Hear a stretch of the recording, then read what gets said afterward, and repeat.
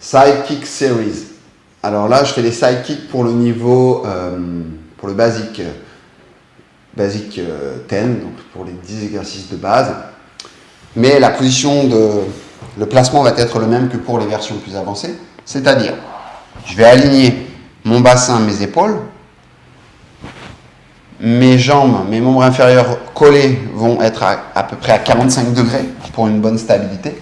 Et je vais me poser de préférence sur le coude. S'il y a des problèmes d'épaule, on acceptera comme ceci ou là. Mais l'idéal étant d'être sur le coude, voire même sur l'arrivée du triceps, pour avoir une colonne qui est stable, alignée entre le bassin et la tête. Donc le bras là est très actif pour soutenir ma tête. Elle ne tombe pas, elle est elle aussi dans l'axe du corps. Et je vais mettre ma main ici pour continuer de stabiliser. Voilà. Ça c'est la position de départ, assez universelle. Ensuite, on va faire deux exercices, donc front, back et up and down.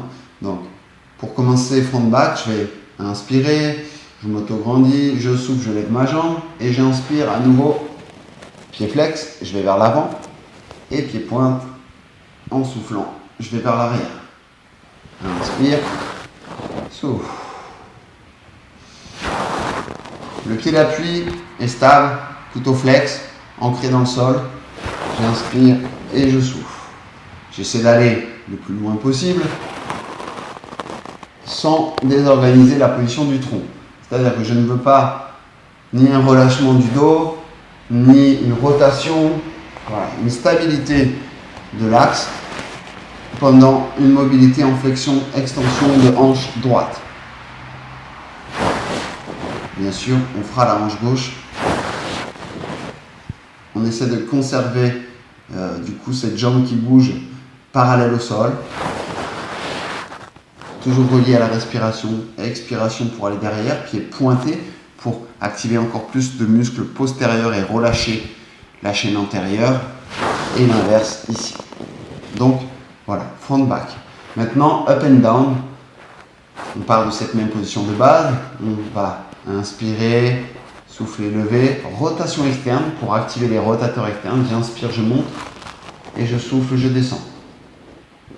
Ce n'est pas un à-coup, c'est parce que j'inspire que je monte et parce que j'expire que je descends en contrôlant. Donc forcément l'amplitude au début sera plus faible quand on démarre et on essaiera de gagner l'amplitude petit à petit, mais sans jamais donner d'à-coup. Sinon, on se trompe de muscles, on n'est plus sur des muscles posturaux, mais on est sur des muscles de l'action et c'est pas la même recherche. On inspire, on monte.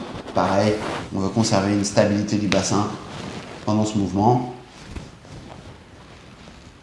Voilà, donc c'est l'inspiration qui permet de monter, l'expiration qui permet de descendre.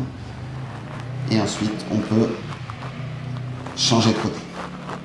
Sur les niveaux avancés, on aura plus de mouvements, on aura aussi des mouvements circulaires, des mouvements de bicyclette, plein d'autres mouvements. Également, on pourra exécuter ces exercices avec des élastiques ou mieux des ressorts pour aller chercher plus loin, pour nous aider à gagner en amplitude.